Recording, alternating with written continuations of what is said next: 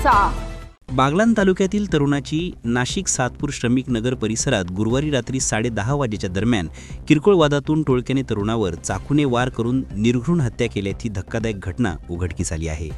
या प्रकरणी सातपूर पोलिसांनी 10 जणांविरोधात हत्येचा गुन्हा दाखल केला असून पुढील तपास सुरू आहे।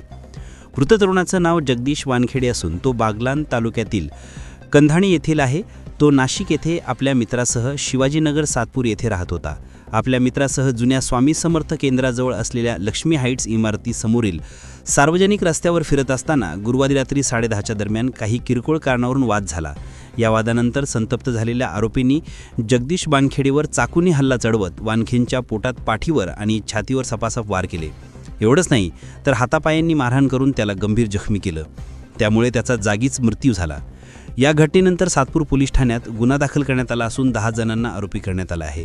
प्राथमिक माहितीनुसार कोणतेही ठोस कारण नसताना आरोपींनी फिर्यादीला दमदाटी केली आणि त्यानंतर त्याचा मित्र जगदीश वानखेडे यांचा जीव घेतला। यातील आरोपींना सातपूर पोलिसांनी अवघ्या काही तासात ताब्यात घेतलं असून हे सर्व आरोपी श्रमिक नगर सातपूर नाशिक या ठिकाणचे रहिवासी असल्याचं पोलिसांनी सांगितलं आहे। घटनेचा पुढील तपास सातपूर पोलीस करीत आहेत।